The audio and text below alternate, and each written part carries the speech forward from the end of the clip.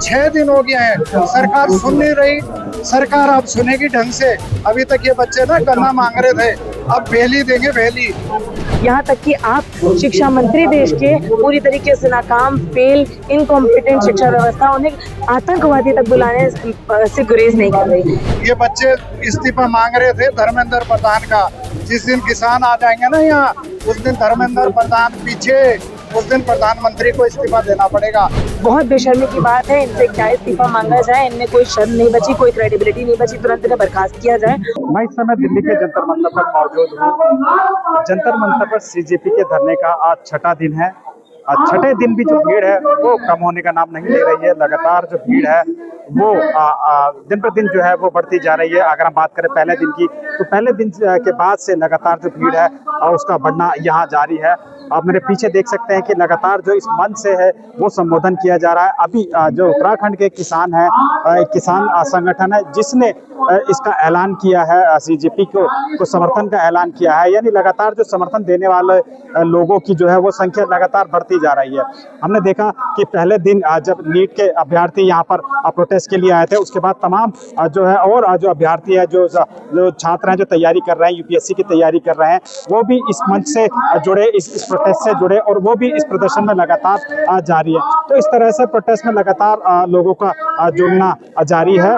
और आप मेरे पीछे देख सकते हैं जो भीड़ है वो लगातार जो है इसी तरह से बढ़ रही है। अगर हम बात करें आज छठे दिन की, तो आज जो सोनम वांगचुक ने एक बड़ा ऐलान किया है कि 28 तारीख से वो खुद जो अभी जिनेवा में है, एक कॉन्फ्रेंस के चक्कर में जिनेवा में है, वो शनिवार को दिल्ली लौट रहे हैं और 28 जून को उन्होंने अनिश्चितकालीन भूख हड़ताल पर बैठने का ऐलान किया है। यानी ये बड़ी बात है।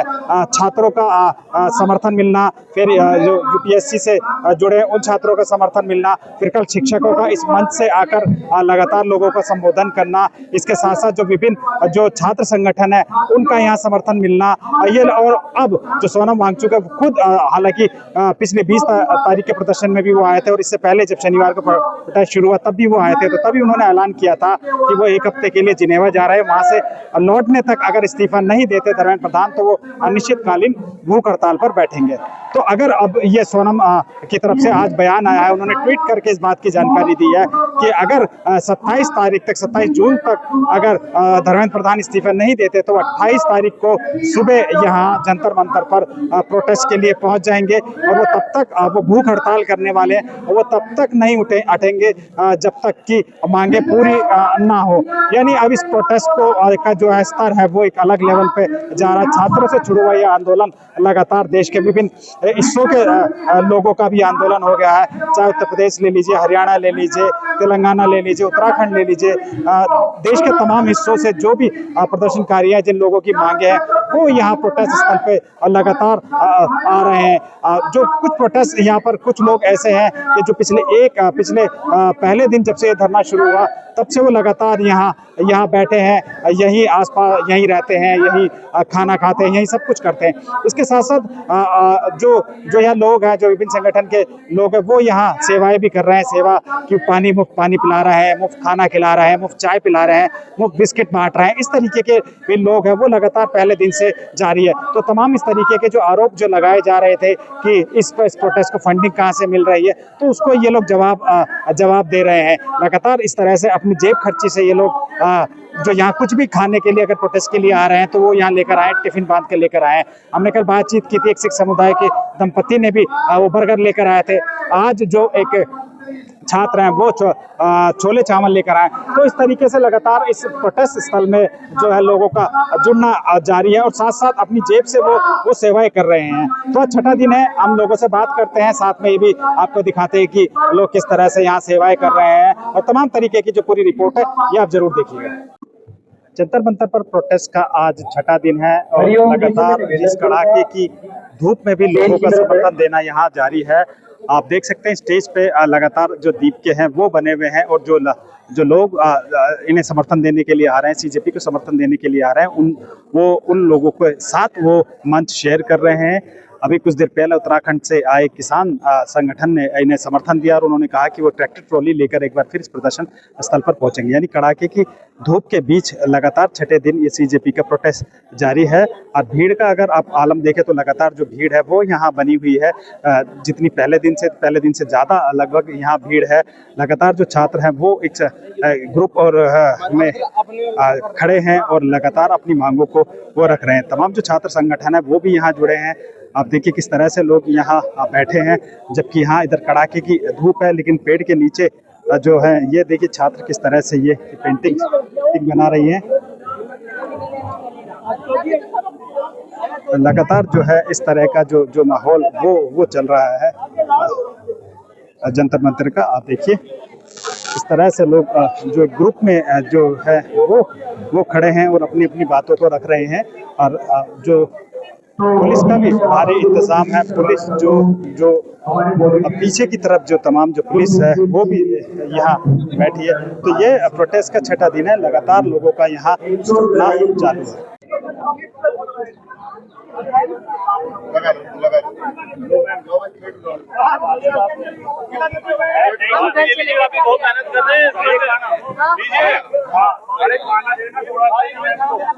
वे लगातार आप सेवा में लगे हैं, कब से आप सेवा कर रहे हैं? आज ही आया था मैं और मेरे साथ 2 लोग और हैं। हाँ, तो आप क्या बांट रहे हैं? अभी हम जो घर से लेके आए थे वो लेके आए थे छोले चावल, और ये एक तमिलनाडु से भाई आए हैं वो लेके आए हैं राजमा और चावल। तो उन्हीं का खाना अब हम डिस्ट्रीब्यूट कर रहे हैं। तो ये आप लोग अपने पैसों से कर रहे हैं? हाँ, ये हम अपने मन से लेके आए थे। तो ऐसा यहाँ पे बात फैलाई जाती है कि फंडिंग हो रही है, ऐसा नहीं, फंडिंग नहीं है, हमारा दिल करा था, हमने देखा लोगों को, काफी लोग आए हैं, तो हमें भी यहाँ पे प्रोटेस्ट में शामिल होना था, तो हम खाना लेके आए हैं अपनी तरफ से, अपने हाथों से बनवाकर, अपनी बहनों से बनवाकर खाना लेके आए हम, घर का खाना। आप अभी मंच पर सपोर्ट कर रहे थे, कहाँ से आए हैं? मैं उत्तराखंड से हूँ। उत्तराखंड से आए हैं आप?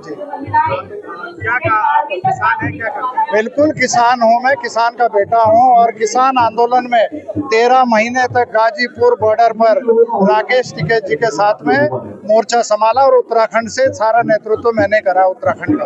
तो आप यहाँ ये प्रोटेस्ट को समर्थन देने के? बिल्कुल, बात हो चुकी है बड़े बड़े नेताओं से। मन का आज मैं अभिजीत दीपके से मिलने आया था, पूरी बात हुई है और आपने देखा भी होगा अभिजीत भाई ने भी अपील की है, क्योंकि 6 दिन हो गए हैं, सरकार सुन नहीं रही। सरकार अब सुनेगी ढंग से। अभी तक ये बच्चे ना गन्ना मांग रहे थे, अब भेली देंगे, भेली जब किसान यहाँ पहुंचेंगे और 3-4 दिन गमछे में पहुंचेंगे, फिर बात नहीं मानी जाएगी तो ट्रैक्टर लेके यहाँ एंट्री होगी दिल्ली के अंदर। ये बच्चों को डराना छोड़ दें, ये बच्चे हमारे बच्चे हैं। कब से आप लोग सुनने की सोच रहे हैं? बस आज से शुरुआत हो गई, अब कल से देखेंगे आप गमछे वाले यहाँ कितने मिलते हैं। क्या लगता है आपको, सरकार सुन नहीं रही है? छात्र 6 दिन से बैठे धरने पर। कुंभकर्ण की नींद में सोई हुई है। अभी हम लोग ये बच्चे इस्तीफा मांग रहे थे धर्मेंद्र प्रधान का। जिस दिन किसान आ जाएंगे ना यहाँ, उस दिन धर्मेंद्र प्रधान पीछे, उस दिन प्रधानमंत्री को इस्तीफा देना पड़ेगा, क्योंकि किसानों को भी बेच दिया है अमेरिका के हाथों में, आपको मालूम होगा। बक्सा नहीं जाएगा और पूरी तैयारी कर चुके हैं। इसलिए आज कुछ बातें थी, क्योंकि हम लोग इसलिए आए थे मिलने कि हमारे एंट्री से कोई दिक्कत तो नहीं है। वो आपने देख लिया, अभिजीत भाई ने खुद अपील करी है। आप देखो किसान कैसे पहुंचते हैं कल से। तो उत्तराखंड से आएंगे और कहाँ से आप लोग? पूरे के पूरे देश से किसान पहुंचेगा। किसान मधुमक्खी का छत्ता है। बोलिए आप 13 महीने बॉर्डरों पर बैठे रहे। इन बच्चों के, किसानों के भी बच्चे हैं जिनमें से हत्या हुई, तो ये सब हम निचोड़ निकाल देंगे। अब आप डेली देखेंगे यहाँ पर हमारे किसान भाई खड़े हैं।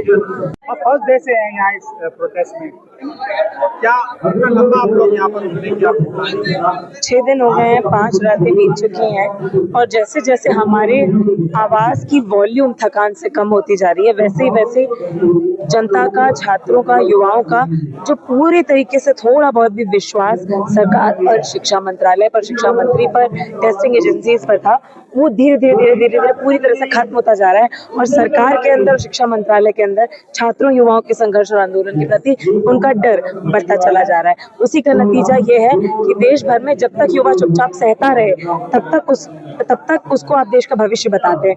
जैसे ही वो युवा सड़क पर उतरकर सवाल पूछने लगे, हक की मांग उठाने लगे, तो आपके लिए वो कॉकरोच हो जाता है। यहाँ तक कि आप शिक्षा मंत्री देश के पूरी तरीके से नाकाम, फेल, इनकॉम्पिटेंट शिक्षा व्यवस्था उन्हें आतंकवादी तक बुलाने से गुरेज नहीं कर रही। बहुत बेशर्मी की बात है। इनसे क्या इस्तीफा मांगा जाए, इनमें कोई शर्म नहीं बची, कोई क्रेडिबिलिटी नहीं बची, तुरंत इन्हें बर्खास्त किया जाए। और इस बात को आज हमें समझना पड़ेगा कि आज जिस तरीके से इन्होंने प्राइवेट टेस्टिंग एजेंसी को एग्जाम्स आउटसोर्स कर दिए हैं, इन्होंने अपनी बच्ची कुची शर्म भी आउटसोर्स कर दी है। तो आज छात्रों युवाओं को समझने की जरूरत है कि पानी सर से ऊपर गुजर चुका है। आप उन्हें खुद जन आंदोलन से जुड़कर जमीनी स्तर पर, चाहे वो ऑनलाइन समर्थन कर रहे हो, यहाँ आ रहे हो, उन्हें असली जो हाशिया समुदाय बहुसंख्यक इस देश का युवा है, जो स्कूल नहीं पहुंच पा रहा है, कॉलेज नहीं पहुंच पा रहा है, परीक्षा की पड़ाव तक भी नहीं पहुंच पा रहा है, परीक्षा में पहुंच रहा है तो वो परीक्षा लीक हो जा रही है, और लगातार सालों साल मेहनत करके खेत बेच के लोन लेके भी पढ़ाई जारी रखने के बावजूद उसको डिग्निफाइड एम्प्लॉयमेंट नहीं मिल पा रहा है। सरकारी नौकरी तो छोड़ दीजिए, उस युवा को आज संगठित तौर पर इस व्यवस्था से, सरकार से अपने हक की, बराबर शिक्षा की, बेहतर रोजगार की मांग उठानी पड़ेगी। तो जो जिस प्रकार शिक्षा मंत्री ने छात्रों को लेकर जो टिप्पणी की, उसके बाद तो अभी उम्मीद है कि वो इस्तीफा तो देने वाले हैं नहीं, तो आप लोग कब तक यहाँ रहेंगे? जबकि आज सोनम ने भी कहा है कि 28 तारीख से। देखिए, जब राजशाही थी तो राजा को नहीं लगता था कि उसको कुर्सी से हटाया जा सकता है। जब अंग्रेज आ गए थे तो उन्हें भी नहीं लगता था कि उन्हें जड़ से हटाया जा सकता है। जब लोकतंत्र में सरकार सत्ता के नशे में इतनी चूर हो जाए कि वही जनता जो उसको उस कुर्सी पर बैठाती है, वही युवा उनकी आवाज सुनना छोड़ दे, तो उनको समय समय पर याद दिलाने के लिए जैसे देश के जंतर मंतर पर युवा डटा हुआ है, आंधी तूफान, भयंकर बारिश, गर्मी के बीच, उसी तरीके से उनको आज समझना पड़ेगा। व्यवस्था को बनाना, चलाना, जवाबदेह बनना, सवालों का जवाब देना उनकी जिम्मेदारी है। कॉमन स्कूलिंग सिस्टम लागू कीजिए। गरीब हो, अमीर हो, किसान हो, खेत मजदूर हो, मुख्यमंत्री हो, प्रधानमंत्री हो, शिक्षा मंत्री हो, पूंजीपति हो, सबके बच्चे एक समान शिक्षा व्यवस्था में पढ़े, समान अवसर उनको मिले, सबको बेहतर रोजगार मिले। किसी एक छोटे से हिस्से के अच्छे दिन आना बंद हो। इस देश में केवल 2 वक्त की रोटी किसी तरह गुजारा कर लेने के आगे जिंदगी बेहतर बढ़ सके, केवल कुछ लोगों के अच्छे दिन लाने में सरकार अपना समय देना बंद करे। ये देश, ये समाज, इस देश की मेहनत का जनता, इस देश का मेहनत का युवा चलाता है, उसके अधिकार उसको हासिल हो सके, उसके लिए आंदोलन जारी रहेगा। कहाँ से आप आए हैं? मैं जम्मू कश्मीर से आता हूँ। मेरा नाम रिजवान अहमद है। जैसा कि जिस इशू पे बात हो रही है यहाँ पे, एनटीए को लेके, एग्जाम लीक को लेके, बाकी दूसरी तीसरी चीजें, इनसे कहीं ना कहीं हमारा इलाका जम्मू कश्मीर भी इफेक्ट करता है, और वो कहीं सालों से करता आ रहा है। एसआई का पेपर लीक होता है, 10+2 की जो है रिक्रूटमेंट होती है, उस पे लोग एलिगेशन लगाते हैं कि 35,000 पे जो है सीट बिक रही है। कहीं ना कहीं ये सरकारों का फेलियर है, चाहे सेंट्रल सरकार हो या चाहे स्टेट सरकार हो, सबको जो है इस पे कहीं ना कहीं जो है या तो गौर करनी चाहिए या हमारे इश्यू जो है वो सुनने चाहिए। नहीं तो ये नौजवान है, ये अपनी दिशा खुद बनाना जानता है और ये आने वाले वक्त में अच्छा करेगा। कब तक आए सर प्रोटेस्ट पर रहने की? मैं आज ही आया हूं, क्योंकि जो प्रोटेस्ट काकरोच जनता पार्टी जैसे है, अब पार्टी क्या है इसका कंसेप्ट तो अभी हमें क्लियर नहीं है, लेकिन जिन इशू पे ये बात कर रहे हैं वो जेन्युइन है और हर एक से डायरेक्टली या इनडायरेक्टली जुड़े ही हैं, क्योंकि एजुकेशन एक ऐसा विषय है जो हर एक इंसान के से डायरेक्टली या इनडायरेक्टली जुड़ा होता है, तो हर कोई इसमें आना चाहता है। उसी यूज में हम भी यहाँ पहुंचे। कहाँ से आए भैया? यूपी बिजनौर से। क्यों आप यहाँ पहुँचे हैं? यहाँ हम इस समय जो हमारे शिक्षा मंत्री हैं धर्मेंद्र प्रधान जी, उनके इस्तीफे की मांग करने आए हैं। जो मांग कर रहे हैं आप उनके इस्तीफे? क्योंकि वो अपने पद को सही से उपयोग नहीं कर पा रहे हैं। उनके कार्यकाल में पेपर लीक हो रहे हैं, शिक्षा व्यवस्था पूरी बिगड़ चुकी है, इसीलिए हम क्या कर रहे हैं, हम उनका रेजिग्नेशन मांग रहे हैं। तो आप कहाँ से आए हैं? यूपी बिजनौर से। यूपी बिजनौर से। आप आज ही आए हैं या पहले भी आए थे? मैं परसों भी आया था और आज भी आया हूँ। तो विशेषकर आप इसी धरने के लिए? हाँ, इसी धरने के लिए आए। तो आपको उम्मीद है कि धर्मेंद्र प्रधान इस्तीफा देगा? उम्मीद तो पूरी है, और अगर जनता समर्थन देगी तो रेजिग्नेशन देना ही होगा, क्योंकि जब तक जनता नहीं जुड़ेगी तब तक ये प्रोटेस्ट सफल नहीं होगा। अगर मान लो यहाँ इंडिया की 1% या 0.1% की पॉपुलेशन आ गई ना, तो इनको रेजिग्नेशन देना पड़ेगा, क्योंकि जनता का डर होता है जनता ही इनको कुर्सियों पर बैठाती है और जनता ही इनको कुर्सी से उतार सकती है। इसलिए हमें जरूरत है इस समय देश की जनता की कि आप यहाँ आए, ज्यादा से ज्यादा नहीं, जिंदगी के देश के लिए आप एक हफ्ता नहीं निकाल सकते, एक हफ्ता निकाल लो जिंदगी का और यहाँ प्रोटेस्ट में आइए, देश को बचाइए, इन भ्रष्ट मंत्रियों से बचाइए। आप कुछ कहेंगे भैया? 0.1% तो बहुत ज्यादा हो गया, क्योंकि 140 करोड़ है और 1 करोड़ हो जाता है 1%। अगर हम 0.5% भी लेके आ जाए ना तो बहुत हो जाएगा। 50 लाख लोग बहुत होते हैं देश के लिए। तो अगर इतने भी हमारे प्रोटेस्ट में साथ दें, देखिए आप लोग खुद समझिए कि ये कोई मतलब किसी पार्टी का नहीं चल रहा है, किसी धर्म मुद्दे पे नहीं चल रहा है, ये हमारे एजुकेशन पे चल रहा है। हमें अगर एजुकेशन अच्छी नहीं मिलेगी, हमें अगर ऐसे लीक के मामले दिखाई देंगे, तो फिर बच्चे क्या करेंगे? या तो वो अपनी सुसाइड करेंगे या तो फिर वो सवाल उठाएंगे। और अगर वो सवाल उठा रहे हैं तो गवर्नमेंट हमें टेररिस्ट कैसे कह सकती है? टेररिस्ट तो नहीं कहेगी ना, उसे हमारे सवालों का जवाब देना चाहिए, उसे प्रेस कॉन्फ्रेंस करनी चाहिए। हमारी जो मीडिया है, नेशनल मीडिया कहते हैं ना चौथा स्तंभ है, वो अच्छी चीज, वो मतलब वो इन कमियों को क्यों नहीं दिखा रही है? वो क्या दिखाती है? वो अपने उस पे दिखाती है नेशनल टीवी पे कि आज हमारे प्राइम मिनिस्टर कहाँ गए, कि सीएम कहाँ गए, कि प्राइम मिनिस्टर की छाती कितनी इंच की है, सीएम मोदी के बाल और सीएम के सिर पे बाल क्यों नहीं आते। ये सब नेशनल मीडिया का काम है। मतलब आपको खुद देखना चाहिए ना कि हाँ, हमारे देश में जरूरी मुद्दे क्या है। ये सब तो चलो एक बार को गधे कर रहे, सब आप गधा ही बोलेंगे ना, नेशनल मीडिया में क्या बोलेंगे? जब अब ये सब आप देख रहे हो, आप ये पता करो बाल क्यों नहीं आते। ऐसा कोई है जिसके सिर पे बाल नहीं आते हैं? नॉर्मल सी बात है। लगातार आज छठा दिन है प्रोटेस्ट का। हाँ। तो आप लोग कब से टिके और कब तक रहने की उम्मीद है आप लोग? हम ट्राई करेंगे, तो जब तक वो नहीं इस्तीफा देंगे तब तक हम आएंगे। कब तक आप रहेंगे? और क्या, जब तक हम। आप क्या कहेंगे? आप कहाँ से आए? जी जय हिंद। मैं आपको उत्तर प्रदेश से आया हूँ, उत्तर प्रदेश के नोएडा सेक्टर 15 से मैं आया हूँ। तो मेरी मैं बस इतना ही बात रखूंगा कि जो हमारे धर्मेंद्र प्रधान है, शिक्षा मंत्री, जब से 2021 से आए वो, तब से उन्होंने बच्चों के साथ इंसाफ नहीं, नाइंसाफी की है। बच्चा इतने डिप्रेशन में है, वो कितना भी पढ़ाई कर ले, वो इस भरोसे रह ही नहीं सकता कि पेपर लीक ना हो। इसका एग्जाम्पल अगर मैं दूं तो इस साल आपका नीट का पेपर 2026 में भी लीक हुआ, 24 में भी लीक हुआ, 2021 में भी ये चपेट में आगे ऑलमोस्ट आ ही गया था। साथ में इन्होंने एक ही जगह बची थी, वो थी सीबीएसई। जब इनकी सरकार दिल्ली में आई तो इन्होंने सीबीएसई में भी इंटरफेयर करके क्लास 12 वाले बच्चों के साथ नाइंसाफी की। जो आप सुने होंगे OSM, ऑन स्क्रीन मार्किंग, उसमें इतनी गलत कॉपी चेकिंग हुई है कि टीचर मतलब एक्सपीरियंस वाले नहीं थे, उनको उतना ज्यादा ट्रेंड नहीं किया था, मतलब ट्रेंड नहीं किया गया था कि वो अच्छे से कॉपी चेक करे। ये हुआ, और साथ में प्लस ये हमको बोलते हैं ये टेररिस्ट के बी टीम है। हमको टेररिस्ट की बी टीम बोल रहे हैं एक स्टूडेंट को, उनको क्या हक बनता है टेररिस्ट की बी टीम? इसका मतलब ए टीम वो है। जब वो ए टीम है तभी तो हमको बी टीम बोल रहे हैं, फिर ए टीम होगा कौन? वही तो होंगे।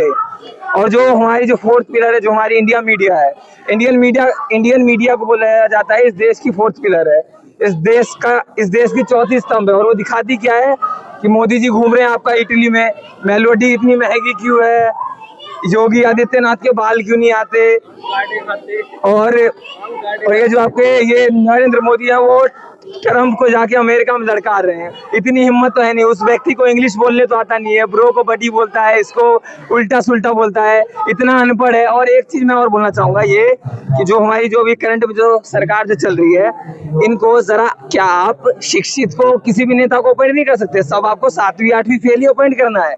वो एग्जाम्पल अगर आपका बिहार का सीएम हो या फिर वो आपके वेस्ट बंगाल के सीएम हो, सब अनपढ़ों को इनको चांस देना है। क्योंकि एक दिन बाद वो हो जाते हैं। उसके बाद देखिए, जैसे कि एग्जांपल में आपका वो है बिहार के स्वास्थ्य मंत्री, उनको पता ही नहीं है कि मैं स्वास्थ्य मंत्री हूँ या फिर ये शिक्षा मंत्री हूँ। ये भी नहीं पता हेल्थ क्या होता है। उनको हेल्थ क्या होता है, हेल्थ भी नहीं पता होगा। और उनके ऊपर अलग ये मीम बन रहा है गांजा। ऐसे लोगों को चांस दे रहे हैं। वो पढ़े हुए लोगों को नहीं चुनना है, उनको चुनना ही नहीं है, उनको बस पूरे। एक मिनट, ये डेमोक्रेसी है कैसे?